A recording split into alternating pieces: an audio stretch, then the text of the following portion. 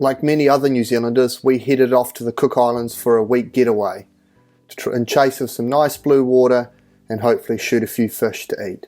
Before going, we did a bit of research and tried to figure out which way the prevailing swell was coming, the prevailing winds, and tried to find some nice accommodation right on the water. So it gave us the ability to shore dive straight off where we were staying, which is a really novel idea. It's really important that if you are looking where you want to stay and want to try and cross over the reef, you want to find an area where the swell's right down. So you don't want that prevailing swell come in because it'll make it really hard to cross over the reef. It's far more dangerous than going for a shore dive here in New Zealand. Being located in this part of the island, it was really only a little bit of wind that we had to deal with, and the waves are not as powerful. If you get that ground swell coming through, the waves are a lot more powerful and there's a lot more water coming through. And when you're trying to cross over something like a coral reef, where it's really sharp and hard, you can really badly hurt yourself if you judge it wrong. We looked on Google Earth and tried to pick a good area that we can get out over, and we could see here that it wasn't too bad. You see the waves aren't that big, although you still got to be careful. If you get knocked over by one of these waves and rolled over the reef, it's certainly not going to be very comfortable. Before going, we bought some Crocs, so we decided we'd wear the Crocs so we could walk over the sort of rocky reef to get out over the edge. Then we'd take them off and thread them on our float line, since they float, and then put our fins on. This saved our booties and made it so much easier to get over the top of the reef. It's just incredible in a place like Rarotonga that we're able to swim straight off the shore right in front of where we're staying and have inky blue water. We swam straight out off the reef here, and the whole time you're there all you can hear is whales because it's whale season. There's lots and lots of good reef fish and inky blue water with about 30 meters visibility. Also, before going to your tropical destination, especially us New Zealanders that maybe aren't as familiar with this, is cicatera can be a risk. Cicatera is a toxin that builds up in fish and accumulates in their system, especially in predatory fish that feed on the reef. So doing a bit of research, by research I mean speaking to some of the locals, you try and figure out what fish are more safe to eat than others. Cicatera is not something that you want to muck around with. If you do get it, it does stay in your system forever and can make you very sick. We stayed on the cautious side this trip and just targeted fish that in most tropical places we go to are normally quite safe and in theory shouldn't accumulate the toxin, as they're feeding on either algae or feeding mid-water.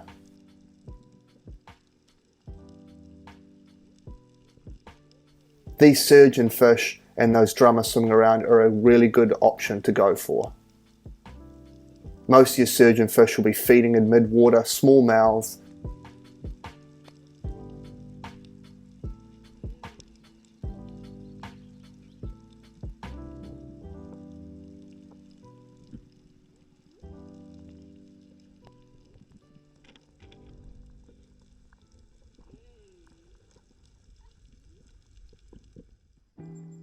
As you can see, the visibility is incredible. The reef here is very beautiful as well.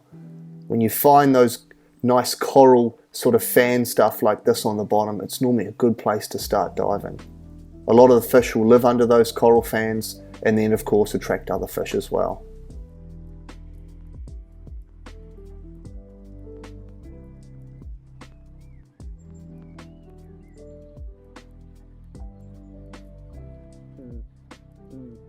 There's a drummer swimming by. Although not a target species here in New Zealand, they're actually good to eat there. I can see in the background some green unicorns, which are also called so many different names depending where you go, dawa corn or ume. Most of the locals seem to refer to them as ume. You'll get those right up in the shallows and the breakers as well as out deep. Best time to target them is early in the morning or late in the afternoon. Here comes a school of them coming in to inspect.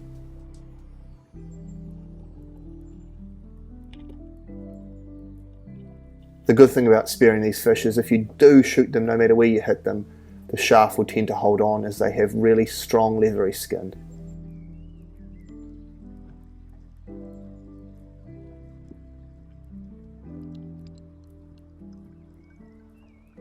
It's called a unicorn fish. As you see there, it's got a unicorn between the eyes. And see where I grab it. Unicorn fish and surgeonfish all have the blades on their tails, or sometimes spikes. So don't go grabbing their tail. They're razor sharp and will cut straight through your gloves and into your skin. You've also got to be careful of their bottom spines there on their belly as well as on their back, because if you get spiked by that, it's going to really hurt and put a real dampener on your dive.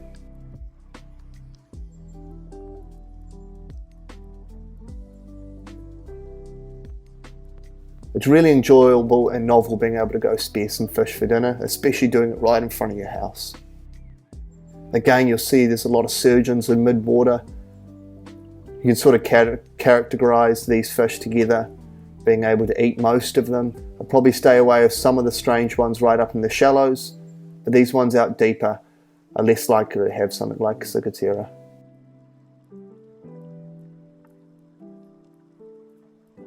It's amazing, every different tropical island you go to, all these different types of surgeonfish and unicorn fish, some of them tend to be a little bit more prominent than others, and then you go to a different island and it's completely the other way around.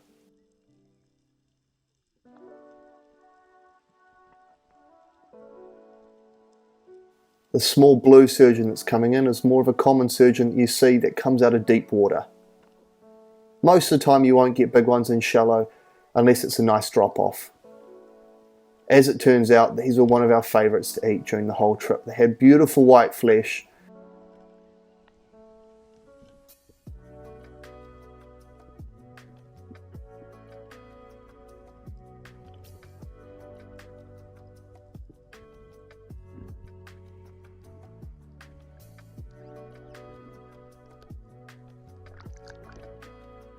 Again, grab their face. That's going to be the safest place to grab them, just like the unicorn fish. You don't want to grab their blades on their tail. Although they don't look too bad, they are extremely sharp.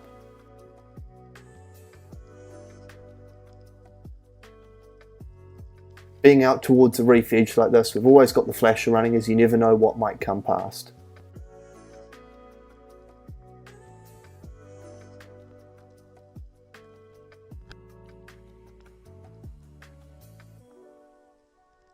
Again, when doing these deeper dives, when I'm just drifting down, you see I spiral around. Rather than moving my head too much, I spin around when I'm diving, and then I can assess all around me before I get to the bottom. Otherwise, you're going to waste energy turning your head, and when you get to the bottom, you could be facing the wrong way.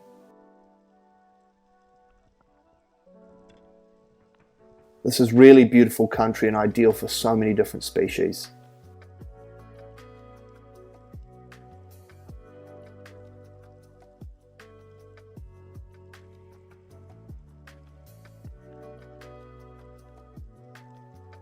There's one of those drummers again, and I did want to try eating one, and we do actually see the odd one of these that floats into New Zealand.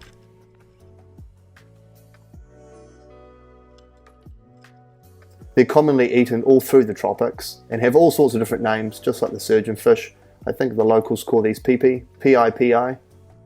In Tahiti they call them nenui. There's actually two different types. This one looked a little bit tastier when it was swimming around than the other one that's more black and got rounded fins. We had enough fish for dinner and we did this nearly every day. Coming back in, it's just like a bar crossing a reef. Although it doesn't look that bad, it doesn't take much power from the waves to really make you roll over the hard and sharp reef. So we're just taking our time, and I keep watching the sets. I'll speed this up so not to bore you too much, but you actually see there's a nice crack right through the reef here. That gives me a bit of deeper water, and when a wave comes I don't get caught on the reef. Sort of taking my time here, as we don't want to get too carried away and catch a wave and then roll all over the reef, as it's really shallow for a long period of time. When you find your location where you want to cross over the reef, maybe look and figure out when's best to cross it, whether you cross it at high tide or low tide, and that will be dependent on how the reef is structured.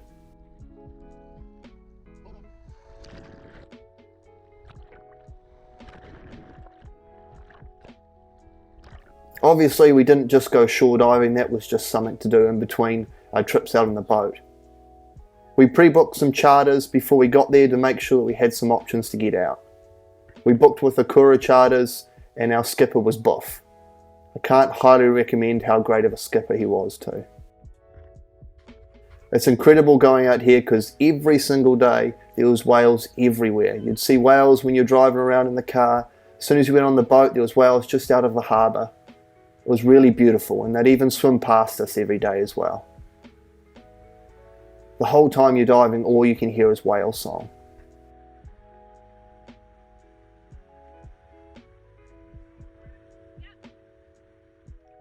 While on the water, the girls were lucky enough to have a couple of humpback whales swim past them.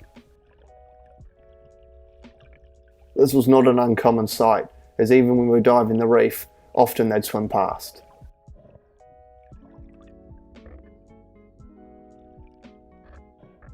It's not a very big island, so it's common for you to run into these whales.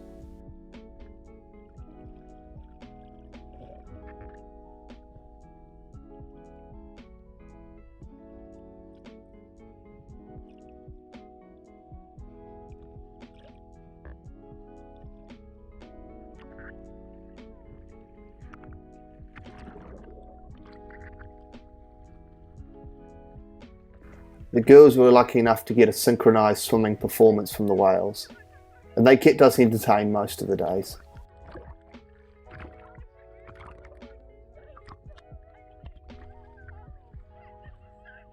This was the most common sight when you go to the tropics and you dive fads, is just pulling a flasher, slowly letting out a stream of burley and just staring at blue water. And that definitely turned out to be the case while we were there. A lot of blue water and not a lot of fish. That's fishing for you. Sometimes you get the false idea of when you go to the tropics there must just be big pelagic fish everywhere, and that's not necessarily the case. Of course it could happen if you get lucky, but it's not always the case. Like many people's videos, we've edited out hours and hours and hours of flashing and staring at nothing. Most of the time we just see some small rainbow runners like these, which actually turned out to be very nice to eat. The odd shark, and that was about it. But no matter how boring it seems sitting out on these fads or sitting out in the blue, you always got to be looking around, and that's what Sophie was doing a great job of. Looking up on the surface, looking down below, because a big pelagic fish will just appear out of nowhere. If you start going to sleep, you're going to miss something that swims by. We still needed to eat some fish. I thought we'd eat one of these rainbow runners. I've eaten them a long time ago, and people do rave how nice they are. And we actually ate it as raw fish, and it was incredible. It was much better than the wahoo that we ate at the same time. I'd highly recommend shooting these and having them for raw fish. We moved fad to fad. There were 7 fads in Rarotonga around the island there, I think. Although one of them seemed to disappear while we were there when we had a big storm come through.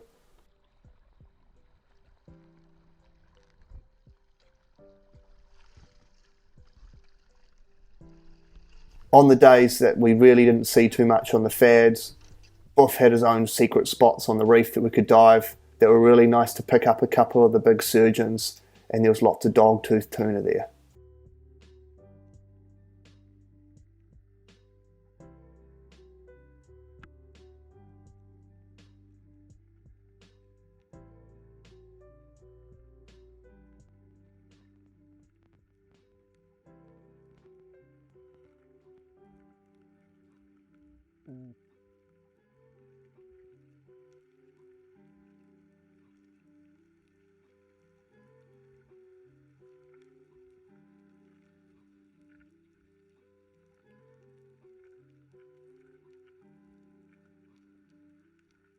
Beautiful picturesque scenery, lots of beautiful surgeon fish, and of course Dogtooth Tuna.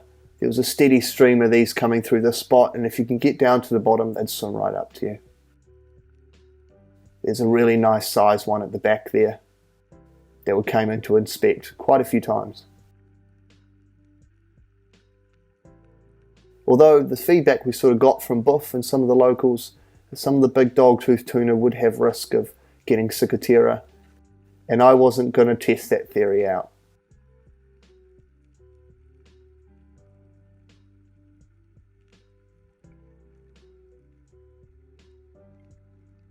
So we opted to try and get just a couple of the smaller models, as they were going to be more safe to eat. Sophie managed to get her first dogtooth tuna. They're such a great fish and on the target list of many spearos due to their power, their good eating quality, and their difficulty to get sometimes. As we were drifting over and watching all the dogtooth tuna, it was again beautiful country for those big common surgeon fish. Often these are overlooked at lots of other places you go to in the tropics, as there's many other species you can eat, but it was a pleasant surprise eating them. And I certainly won't be overlooking them in the future.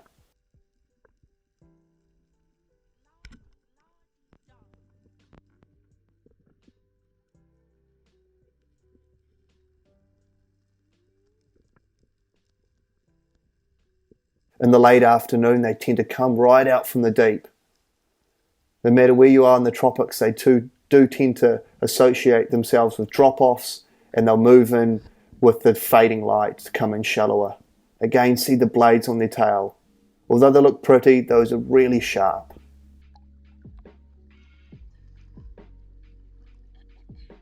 When diving these deeper places, always keep a close eye on your buddy. Give them a breather before you ask them what they saw down there. I made sure I stayed close to Sophie as she was diving deeper and deeper each day. When you're going to the tropics, often you're going to dive a little bit deeper than what you normally would, especially coming from New Zealand. You're going to clearer, warmer water, so you need to be really, really cautious not to catch yourself out. Often I spiral on my way down, just to figure out where I want to land. And I don't necessarily just race to the bottom and then get straight to the bottom and lie there. I take my time as I can shoot fish on the way down. On virtually every single dive, the whale sound was deafening, as you can hear in this dive here.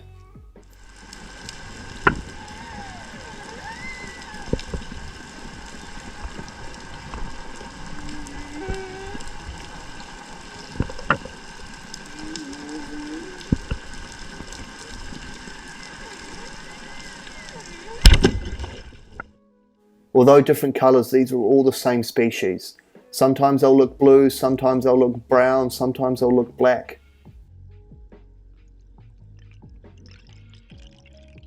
Some of these were good sized fish too, around sort of 3 kilos. So it's still a nice sized fish to shoot with plenty of meat on it. And they still will pull reel line, especially the big ones.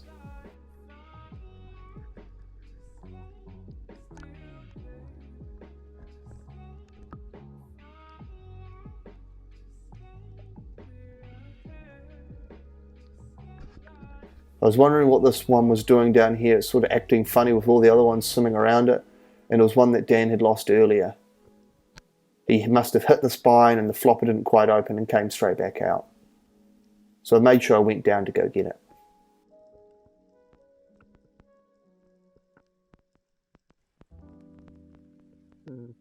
This is beautiful reef country. Ideal place to see big dogtooth tuna and all sorts of different cool reef fish.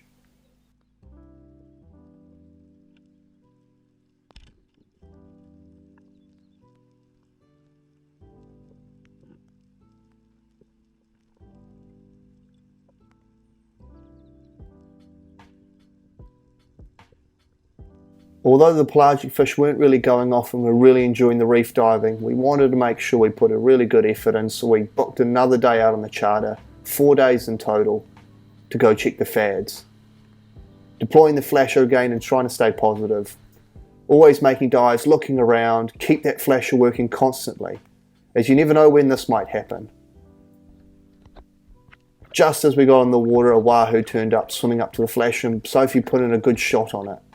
It all happened so quickly that it's hard to react, and Sophie did a great job getting a shot into it.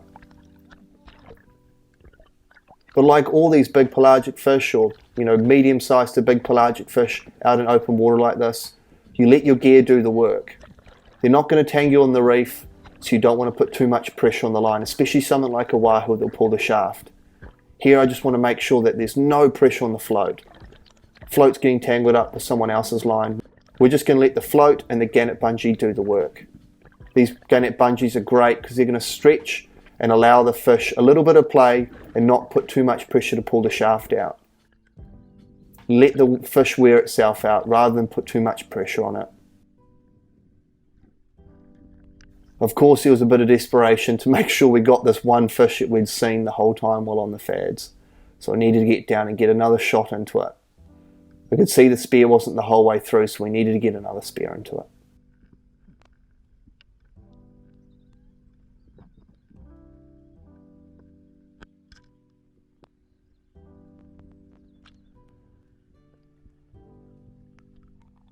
Just to make sure we were going to porcupine this thing, we did not want it to get away.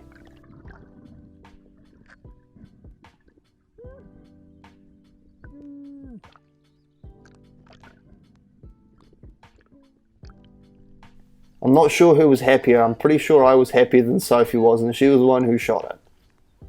We put in so much time and effort to try and get something like this, and it's just really great when it pays off on the last day. Good, Sophie? Very good. Yeah, very good day. Thank you, boss. There's only one thing left to do, and that was to fill up the fish and gorge ourselves on Wahoo for the next 2 days that we weren't diving while on the island. You can tell here Buff has filleted a couple of Wahoo before because he did an extremely good job. Not only was he the best skipper on the island, he's also very good at filleting.